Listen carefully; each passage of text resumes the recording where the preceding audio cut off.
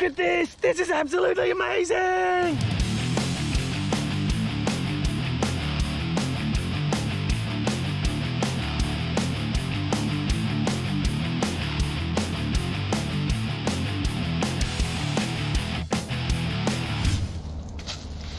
Oh my God, check this out!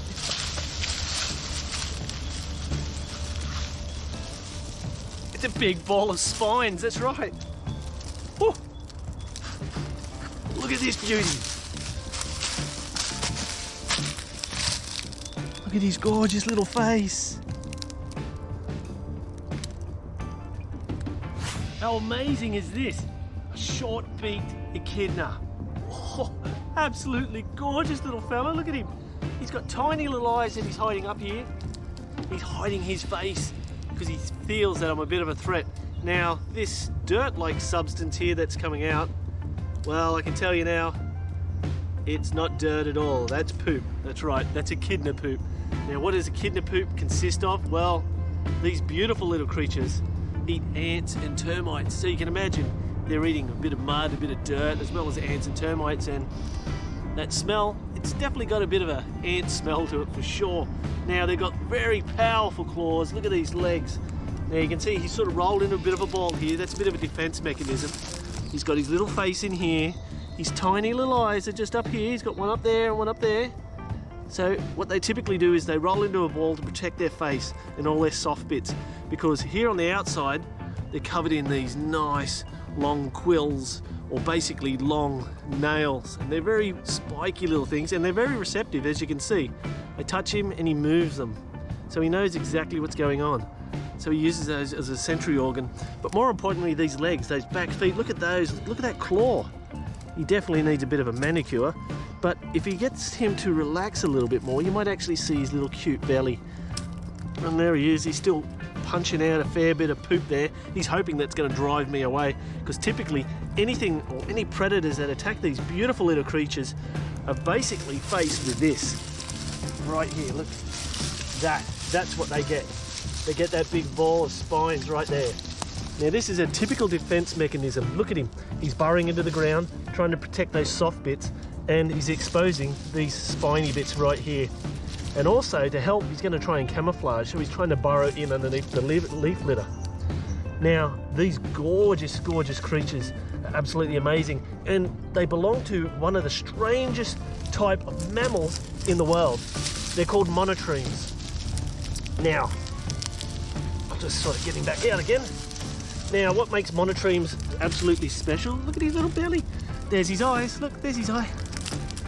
What makes monotremes absolutely the most bizarre mammal in the world? Well, there's only two types, and they both live here in Australia. One is the platypus, the second is the echidnas. Now, the echidnas will actually lay a hard egg.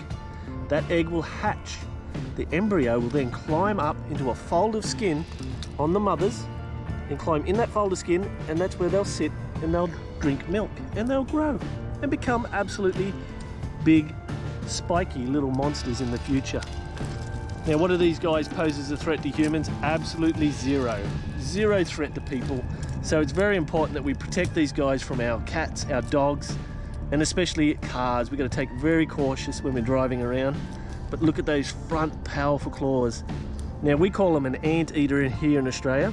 Yes, they do eat some species of ants. They don't eat all the ants like they do in some of the American countries. South America and North America, those anteaters act very differently. Now, how do they actually eat ants when they have this long protrusion, which we call a beak?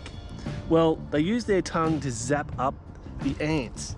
Now, the funny thing about their tongue is it's not super sticky, no. It actually has little spines on the tongue itself. So they basically shoot it out, they grab a hold of those ants and they pull them back in, and the motion of pulling it back in and out along that bottom jaw actually helps break down those ants. It's quite a bizarre way to feed, I think. But I mean, look at this gorgeous little creature. Ooh. Might let him go for a little bit more of a run. Now, typically they'll hide amongst the rocks, roots, tree roots and bases of these palm trees and things, and obviously they like the leaf litter here. Defense mechanism as well as opportunity to feed. It's not unusual to see these on a spring early spring or late sort of evenings, cruising around, foraging and looking for food. That's what makes these guys absolutely gorgeous little creatures.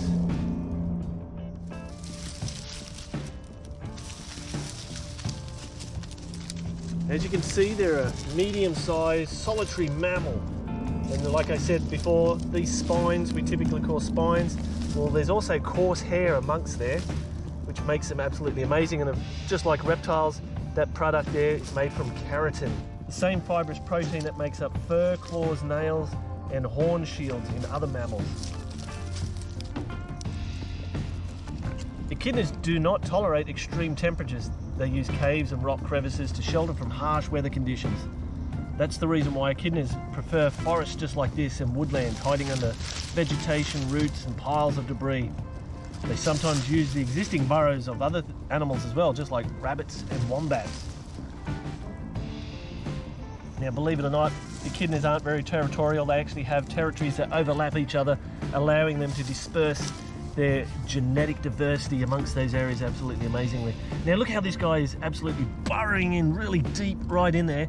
And if you didn't know any better, you would be walking right on by and you wouldn't even notice he was there. That's what makes these beautiful creatures something absolutely unique. And like I said before, this is the defense mechanism right here. Everything about that is for defense and hiding. Out of sight, out of mind. And then when there is a problem, then what do? We just puff up into a ball here, exposing more of these big spines. I hope you guys enjoyed today's show, all about the Australian echidna. That's right, the Australian echidna. And if you want to learn more, make sure you hit me up on Facebook, Twitter and Instagram. And always make sure you hit the guys, hit that like button and make sure to subscribe and tell me why you love my channel. Thank you very much for watching.